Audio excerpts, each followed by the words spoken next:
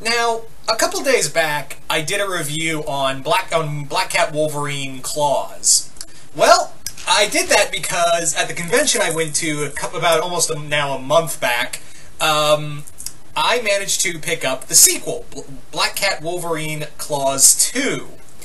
And yeah, now for those who didn't read the first comic or listen to my first review, I'll give you an abridged version of what this comic is about. Well, the first one at least, and then we'll go into the actual comic. Man, I just cannot get my shit together, can I? Anyway, so the first comic centered around Logan and Felicia trapped on a uncharted island with what they thought was Kraven the Hunter, who at this point was dead, but also they were surrounded by a bunch of big game hunters, as well as an island full of traps, giant robots, and sea monsters. Yep. So it also turned out to be all a game by Arcade and the White Rabbit. And who, at the end of the comic, they ditched in the Felicia and Logan ditched in the Savage Land. So when the sequel came out, I guess one of the big thing was, how do you top Wolverine and Black Cat trapped on a deserted island with a Kraven the Hunter robot, a bunch of big game hunters, on an island full of traps and sea monsters and killer robots? Well, you put them in the future with a bunch of invading Martians, of course. That's how you top the comic. Yes, that is the point of this comic, is that Wolverine and Black Cat get sent to an alternate timeline future where the Martians are invading, and Killraven is teaming up with them.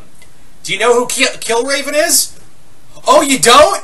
Well, good job. You're like every other Marvel fan, because no one gives a shit about Killraven. Like, no one. I like Marvel. I really love Marvel. Don't get me wrong. But I have not a single shit to give about Killraven. I really don't. Now, if you don't know who Killraven is, let me explain. Killraven, abridged, is pretty much from an alternate timeline future in the far distant year of 2020. Yeah. So yeah, in the year 2020, well, actually a little earlier, but in the mid 2000s, basically around this time period, a Martian incursion happened, and mankind was being slaughtered by the thousands. In comes Killraven and his band of mutant friends, and they fight the Martians. And that is Killraven in a nutshell. It's essentially Marvel's Commandy. That is pretty much what you're looking at right here. This is Marvel's Commandy. But Killraven, so yeah, the story is pretty much a three-part storyline of Logan and Felicia teaming up with Killraven to find a way back to their timeline, as well as save some other people, because that's what heroes do. Now, this comic is, once again, did by the creative team of Jimmy Palmiotti and Justin Linzier, who does the artwork, and the artwork is really damn good. Like, everything feels painted. The one thing, and I didn't talk about this in the previous comic, is that I don't know what it is, but I just don't like how the artist draws Logan's face. I really don't like how Logan's face is drawn in either this comic or its previous one. I don't know what... Actually, no, I know exactly what it is. It looks too ape-like. He looks like a gorilla. Like a shaved gorilla.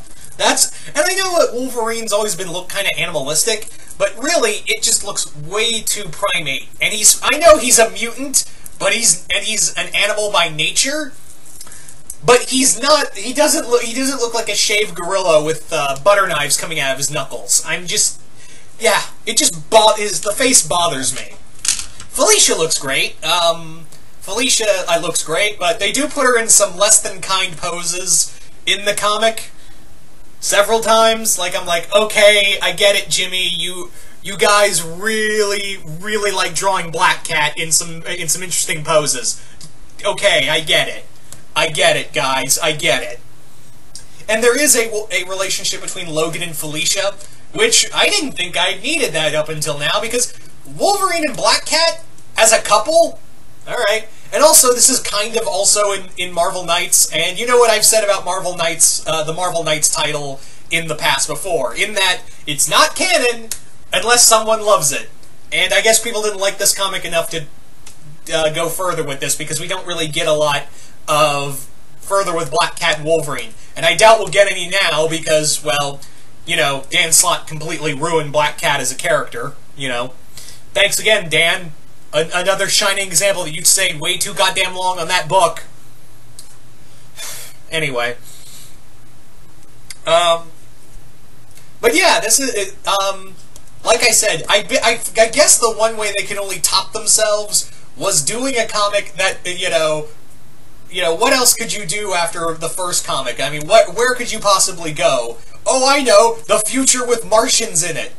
And and yeah, I'm not expecting great things from this comic, but what made the first book so good is that the major thing about the first comic was that Claws felt like it was 3 issues, and it felt very fast-paced, it felt, you know, very action-packed, and it felt like good old Marvel team-up stuff.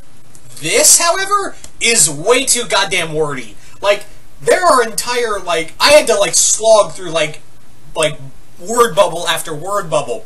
Like, there was a point where I had to, like, look back and make sure that this was Jimmy Palmiotti who wrote this and not Brian Michael Bendis.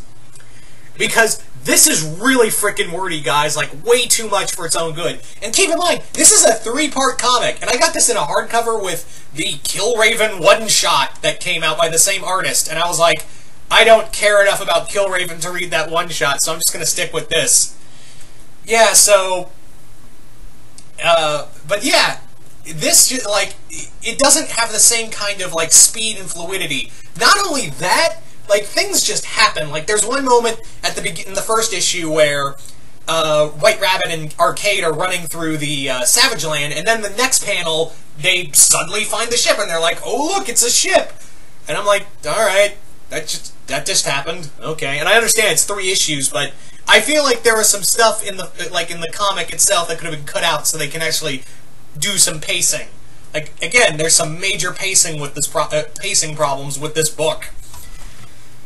I don't know, like, yeah, and this also really pushed the limit. Like, it really wants to be a Marvel Max book at some points. Like, you can like, they kind of insinuate in the first one that Logan and Felicia bang in the first one. No, they clearly do it in this one. You just don't see it, but you know they do. Like, they bring it up multiple times, and I'm like, okay, thank you, I get it, you guys did it, thanks.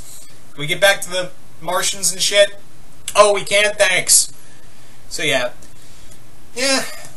So, in any case, I feel like Claws 2 was kind of a bit of a letdown from how much I enjoyed the first Wolverine Black Cat Claws series, which pretty much sucks. I had high hopes for this, of how much I loved the first one. It was the same creative team and everything, but it was too wordy, it dealt with stuff I didn't bother with, and it just wrapped up way too quick.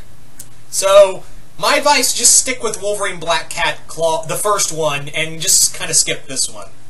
But anyway, guys, so there's my review. I hope you all enjoyed this. Sorry this is kind of a downer review, but hey. Anyway, once again, hope you all enjoyed this, and I'm out.